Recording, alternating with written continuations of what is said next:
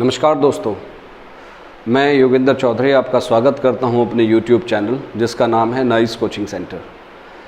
तो मेरे प्यारे बच्चों, जैसा आप लोग प्रिपरेशन कर ही रहे हो, अभी लॉकडाउन पीरियड है तो आपको पढ़ाने का केवल एक ही माध्यम हमारे पास है कि हम YouTube के माध्यम से आपको आकर पढ़ा सकें। और हम प्रयास कर रहे हैं रेगुलर आप लोगों को वीडियोज़ प्रोवाइड कराएँ और स्पेशली ऐसे टॉपिक्स प्रोवाइड कराएँ जो मोस्ट इंपॉर्टेंट हैं। और उन्हीं में से एक टॉपिक आज मैं आपके सामने लेकर मैथमेटिक्स के फर्स्ट टॉपिक में, जिसका नाम नंबर सिस्टम चल रहा है, तो एक टॉपिक आज हम पढ़ेंगे रिमाइंडर थ्योरम, जिसे हिंदी में शेषफल प्रमेय कहते हैं। बच्चों, इस टॉपिक के क्वेश्चंस दो तीन तरह से आते हैं। थ्योरी में भी आ जाते हैं, कई बार नॉर्मल क्वेश्चन भी आ जाते हैं। आज मैं इसमें केवल आपसे घात वाले क्वेश्चंस डिस्कस करूंगा, जिनमें किसी नंबर के ऊपर कोई बड़ी सी घात चढ़ा दी जाती है और कह दिया जाता है कि बताइए इसको फला नंबर से डिवाइड करें तो शेष क्या बचेगा। बहुत सारे कॉन्सेप्ट हम लोग पढ़ते हैं अलग अलग जगह से, बुक्स में बहुत सारे कॉन्सेप्ट हम पढ़ते हैं जिनमें ये क्वेश्चंस हमें बड़े टफ लगते हैं। लेकिन आज मैं एक ऐसी शॉर्ट ट्रिक से आप लोगों को ये पूरा टॉपिक कंप्लीट कराऊंगा जिसमें आई थिंक कि अगर आपका ठीक ठाक प्रिपरेशन है, मैथमेटिक्स में अच्छी प्रैक्टिस करते हो, तो आप बिना पेन उठाए ही इन क्वेश्चंस को सॉल्व कर सकते हो। ठीक है, पहले जानते हैं कि शेषफल क्या होता है। भैया, शेषफल का सीधा सा कॉन्सेप्ट ये है कि अगर मान लीजिए मैं 6 से 38 को भाग करूं, शेषफल देखो दो प्रकार के होते हैं, धनात्मक शेषफल और ऋणात्मक शेषफल, मतलब पॉजिटिव रिमाइंडर और नेगेटिव रिमाइंडर। एक ही नंबर पे मैं दोनों आपको बताता हूं। अगर मैं 6 से 38 को भाग करूं तो 6 छंग 36, शेष कितना बचा हमारा 2। ये कहलाता है भैया पॉजिटिव रिमाइंडर। ये कैसा रिमाइंडर है? पॉजिटिव, धनात्मक रिमाइंडर है।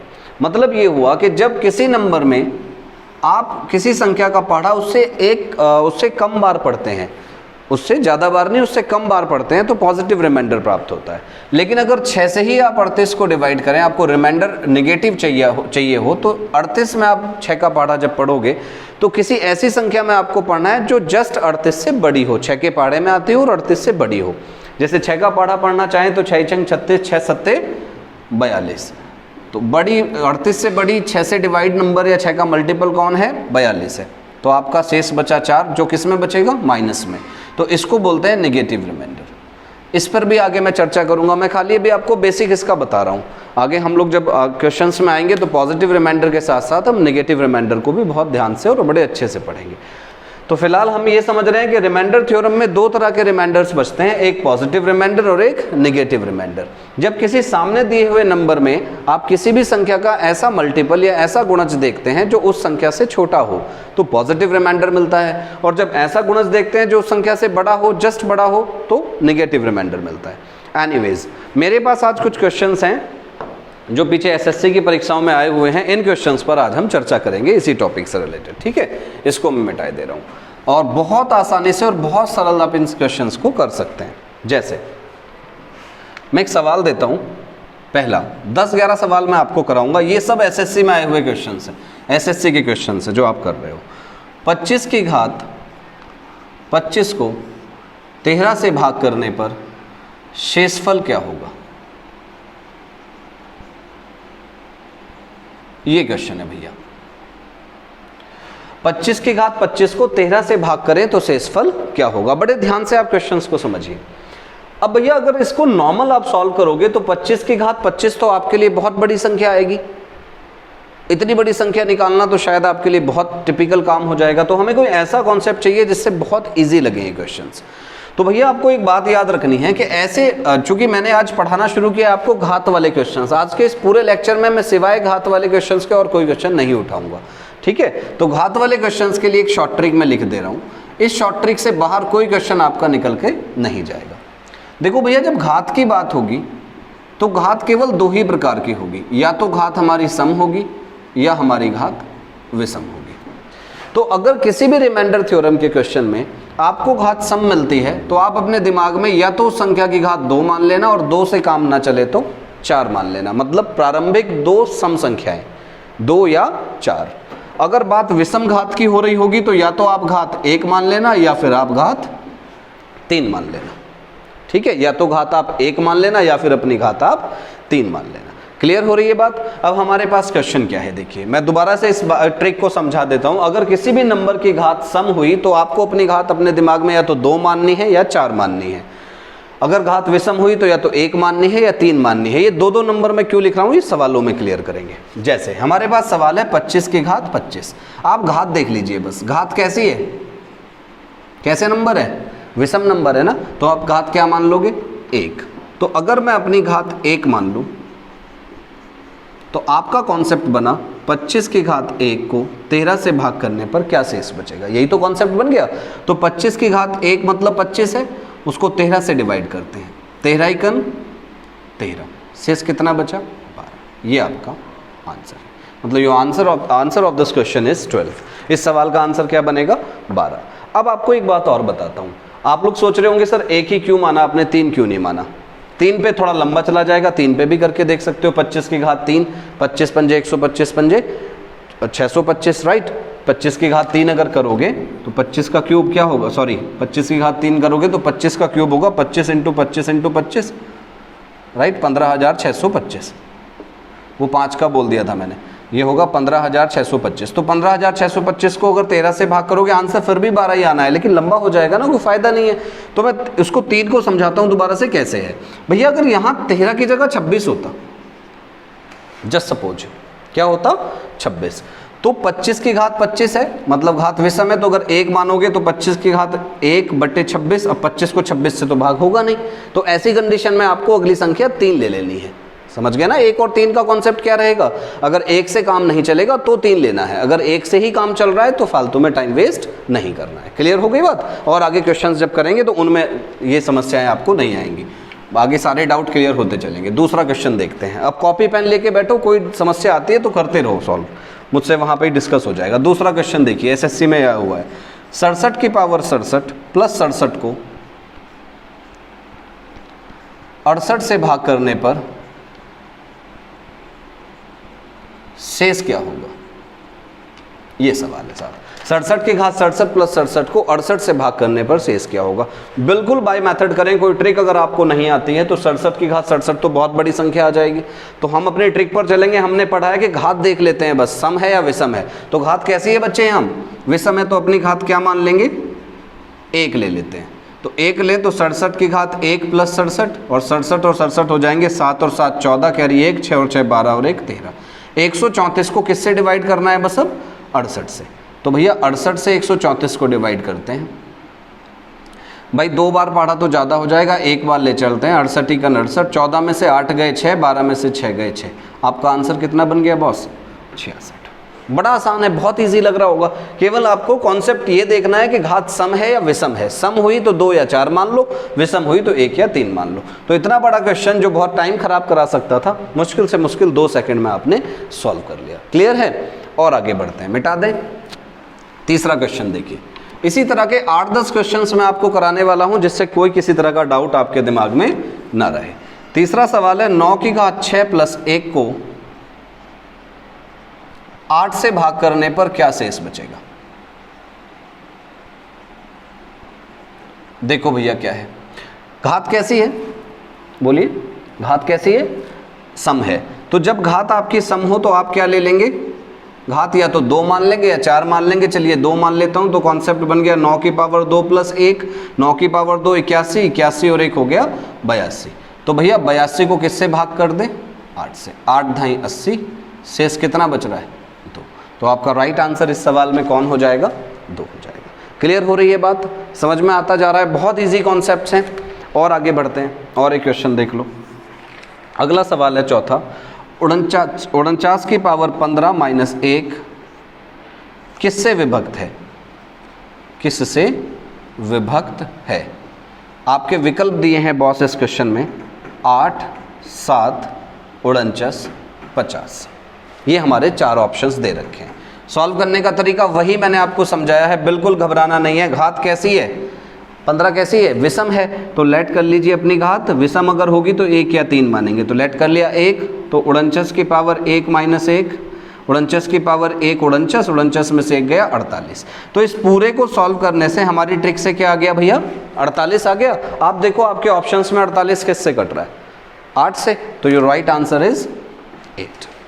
क्लियर है? बहुत आसानी से इन क्वेश्चंस को करते चले जा रहे होंगे। और ये सब एसएससी के आए हुए क्वेश्चंस हैं। आप कोई भी एसएससी का सॉल्व पेपर उठाओगे तो उनमें ये क्वेश्चंस आपको बड़ी आसानी से मिल जाएंगे। और आइंदा कभी घात वाला रिमाइंडर थ्योरम का क्वेश्चन आप गलत भी नहीं करोगे। अगला सवाल देखिए, 5वां। 10 क्वेश्चंस मैंने लिए हैं, ये 10 क्वेश्चंस मैं आपको कराऊंगा। 7 की पावर 19 में से एक कम कर दें, एक कम संख्या किससे विभक्त होगी? किससे विभक्त होगी? ये क्वेश्चन है।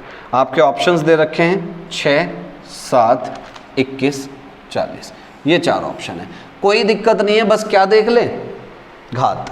तो हमारी घात 19 मतलब विषम है, तो अगर घात विषम होगी तो संख्या क्या मानेंगे? 1 या 3। तो 1 मान ले, तो ये हो गया 7 की पावर 1 में से 7 की पावर 1 मतलब 7, उसमें से 1 कम कर दें, 7 में से 1 कम कर दें तो क्या मिला?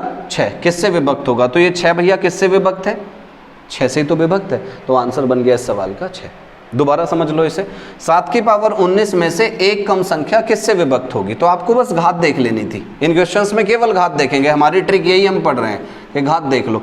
तो घात विषम है तो हमने संख्या 1 मान ली। अब 7 की पावर 1 मतलब 7 ही रहा। वो कह रहा है उसमें से 1 कम, 7 में से 1 कम कर दिया तो कितना हो गया? 6। किस ऑप्शन से कटेगा? तो किससे कट रहा है? 6 से कट रहा है। क्लियर है? और आगे बढ़ते हैं। अगला क्वेश्चन देखिए, 17 की घात 200 को 18 से भाग करने पर शेष बताइए। शेष क्या होगा? तो घात देख लो भैया कैसी है, 200 सम संख्या है तो लेट कर लेंगे घात अपनी 2 या 4। तो मैंने घात कितनी मान ली? 2। तो 17 की घात 2 का मतलब हो गया 289। 17 का वर्ग 289 होता है। और 289 को किससे डिवाइड करा रहा है भैया? वो 18 से।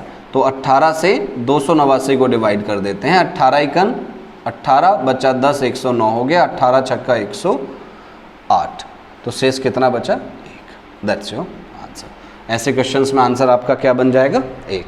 मतलब कॉन्सेप्ट तो वही है ना, कोई भी नई चीज नहीं सीख रहे हो, केवल एक ही बात सीख लिए, घात सम है तो 2 या 4, घात विषम है तो 1 या 3। अंडरस्टूड है? और आगे बढ़ते हैं। इसके बाद देखते हैं क्वेश्चन नंबर 6 के बाद 7। ये भी एसएससी 2010 में आया हुआ है। 683 की पावर 125 माइनस 598 की पावर 125। अगले ब्रैकेट में दिया है 647 की पावर 125 माइनस 598 की पावर 125 को 36 से भाग करने पर शेष क्या होगा? तो पहले हम इस पूरे बड़े से नंबर को सॉल्व कर लेते हैं। सबसे पहला काम ये करते हैं घात के हम ब्रैकेट खोल लेते हैं। 683 की पावर 125 माइनस 598 की पावर 125 माइनस, भैया किसी ब्रैकेट के बाहर माइनस हो तो ब्रैकेट खुलने पर अंदर के चिन्ह बदल जाते हैं, ये सब लोग जानते हैं। तो यहाँ अगर बाहर माइनस है तो ये अंदर का माइनस क्या हो जाएगा? प्लस हो जाएगा। 647 की पावर 125 माइनस 500, माइनस का प्लस हो गया 598 की पावर 125। देखिए ये 598 की पावर 125 प्लस है और ये माइनस है, दोनों कैंसिल हो गए।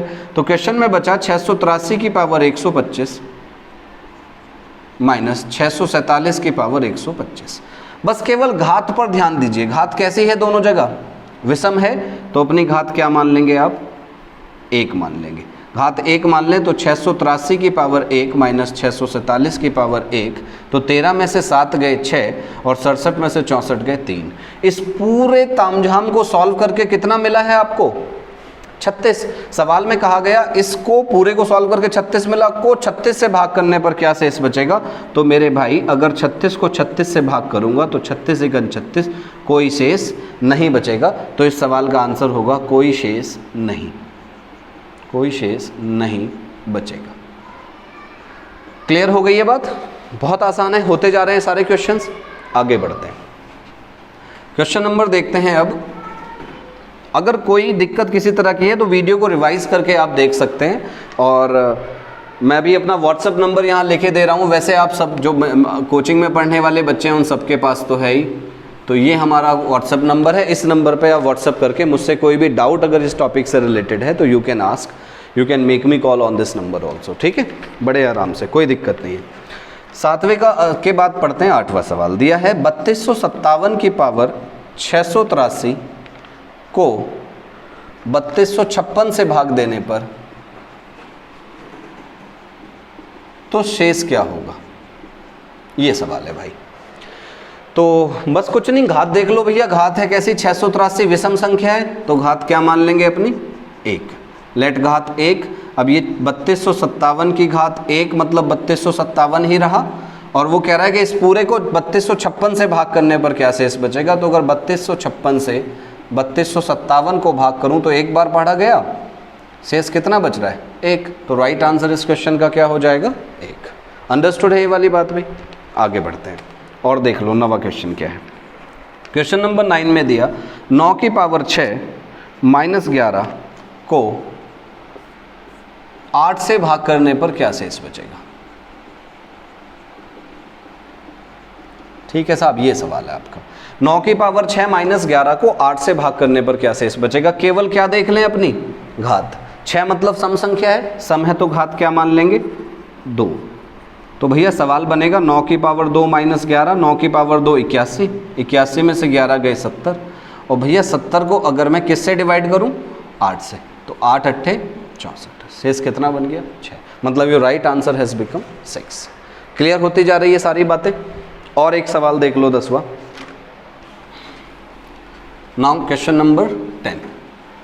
ये सारे क्वेश्चंस घातों वाले आपको परीक्षाओं में या जब आप सॉल्व पेपर सॉल्व करते हैं उनमें, या जिस भी किताब से आप प्रिपरेशन कर रहे हैं उसमें आपको मिल जाएंगे ज़रूर। तो उन क्वेश्चंस को करने के लिए आज आपको बहुत सुंदर सी शॉर्ट ट्रिक मैंने बता दी। 2 की घात 16 प्लस 1 को 1 किससे विभक्त है, किससे विभक्त है।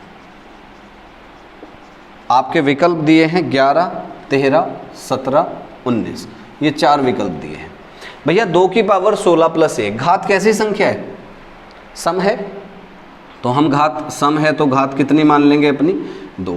तो अगर माने 2 की पावर 2 प्लस 1, 2 और 2 4 और 1 5। क्या 5 आपके विकल्प में है, नहीं है। तो मैंने कहा था कि अगर आपका काम 2 या 1 मानकर नहीं चल रहा है तो आप अगली संख्या मान लेंगे उसमें। तो 2 से अगली सम कौन होती है, 4। तो 4 मान ले तो हो गया 2 की पावर 4 16, 16 और 1 17। क्या 17 आपके विकल्प में है, यस है। तो इसका मतलब ये पूरा सवाल किससे डिवाइड हो जाएगा, 17 से हो जाएगा। क्लियर हो गई ये बात। ये कॉन्सेप्ट भी आपको आसानी से समझ में आ ही गया होगा कि अगर कोई संख्या हमारे पास सम है तो 2 कब मानना है और 4 कब मानना है, 1 कब मानना है, 3 कब मानना है यदि विषम है तो। मैंने ये आपको बताया, ये तभी आप कर पाओगे। अगर आपका काम 1 मानकर नहीं चल रहा है तो आप 3 मान लो, अगर आपका काम 2 मानकर नहीं चल रहा है तो आप 4 मान लो।